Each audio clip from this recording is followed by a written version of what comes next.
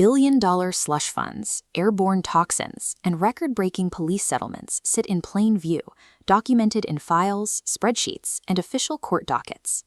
The June 2026 San Diego Undercover report maps these crises by analyzing existing grand jury findings, city audits, and litigation records. The methodology relies entirely on the existing public record.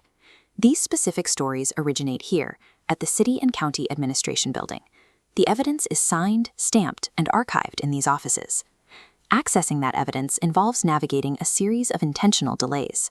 Officials utilize legal review cycles and administrative layers that effectively outlast the attention span of the average citizen. The primary barrier to local accountability involves surviving the bureaucratic exhaustion required to force a response from these institutions. Because the system relies on this attrition, watchdogs have to calculate their investigative return on investment. This means weighing the resources required to break a story against the potential for actual civic change. We plot these 12 investigative leads across two axes: effort to overcome resistance versus impact of discovery. High-friction targets involve jurisdictional overlaps and attorney-client privilege, keeping documents sealed. With limited time and legal budgets, investigators must ruthlessly prioritize which of these 12 targets to pursue. Committing to the wrong type of scandal can drain an entire investigative budget while yielding no tangible change in city policy.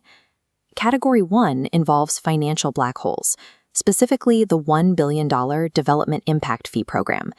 Exposing mismanagement here requires a forensic analysis of 22 different community accounts, tracing specific fund transfers over a 10-year period. That analysis confirms that the city diverted $720,000 from local communities to fund the Build Better SD program in violation of state law. The convention center expansion follows a similar pattern.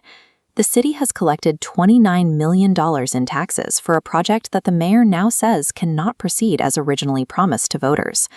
Additionally, audits show a systemic failure to collect $4 million in trash fees from private hauling companies. Bureaucracies often neutralize these stories by classifying missing funds as administrative errors, which significantly lowers the emotional impact of the reporting. These financial investigations offer high dollar value returns, even though the forensic nature of the evidence is often met with administrative delays. Category 2 centers on institutional shielding, where agencies use public money to actively prevent transparency.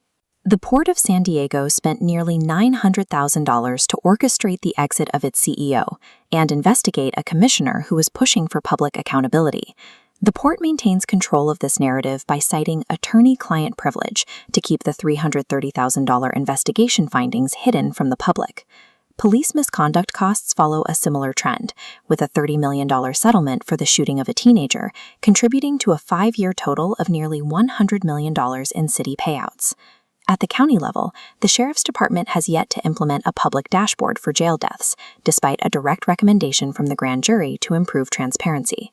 Penetrating these shields requires intense legal pressure and FOIA appeals to overcome the institutional protections built around executive decision-making. While breaking these shields can reveal significant internal misconduct, the high cost of the legal battle can derail a watchdog organization before the case reaches a final verdict.